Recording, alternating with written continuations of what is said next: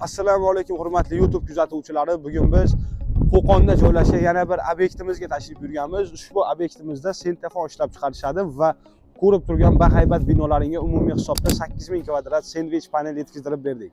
Do'stlar, batafsil tushuntiradigan bo'lsam, ushbu binomizning tom qismiga 10 sm qanlikdagi 14 plotnisli penoplast materialdan tayyorlangan, ranglarini mokriga oq rangda qilib 5000 kvadrat tom uchun sendvich panel chiqarib berganmiz va devor qismiga seriyaga oq rangda xuddi shu 10 sm qanlikdagi 14 plotnisli penoplast materialdan tayyorlangan sendvich panellarni ishlab chiqarib berganmiz va umumiy hisobda 8000 kvadrat ushbu ko'rib turgan binolaringga sendvich panel kelgan.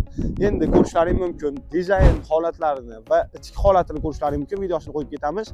Ichki qismi seli oq rangda bo'lgan, tom qismi ham devor qismi ham va tashqi holatda ko'rinishi, tashqi devor qismi fasadlari seri rangda va tom qismi mokriy rangda bo'lgan va romlarini ko'pchilik bizga savol beradi, rom qo'yishda qanaqa bo'ladi deb. Buni karkaziga moslab ketsangiz, biz sendvich panelni o'sha o'lchamlarda chiqarib beramiz va ko'rishlaring mumkin. Derazalari ham, eshiklari ham holisi juda ham binomizga mos ravishda o'rnatilgan va bu binomizga uchinchi daborni elementlarini agar choki bilan yopib olinsa, umuman dizayni full holatda xudo xolasa juda ham chiroyli shaklga keladi va ushbu mijozimiz alohida har xil rasxodlardan anchagina tiyilishgan, chunki sendvich panelni olib qotirganingizdan keyin devor uchun sendvich panelda tashqi fasad, ichki fasad utepleniya, tom uchun sendvich panelda tom qismi utepleniya va patolog qismi ham bitta mahsulotda mujassam bo'ladi va shu sababli siz ham vaqtingizdan ham mablag'ingizdan ham ortiqcha material ushbu xarajatlardan anchagina tejalasiz.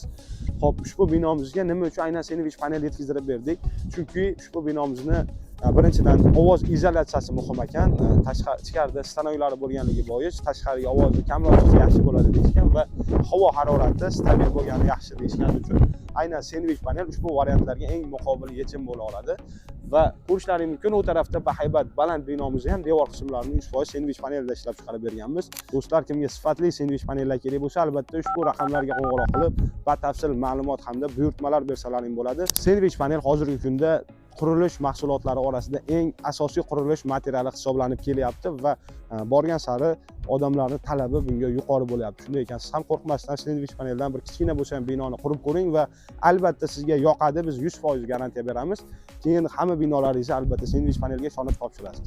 Bizni albatta Instagram, YouTube va Telegram ijtimoiy tarmoqlarda kuzatib boringlar. Sendvich panel hamda qurilish bilan oid barcha yangiliklarni o'z kanalimizda sizlarga ulashib boramiz.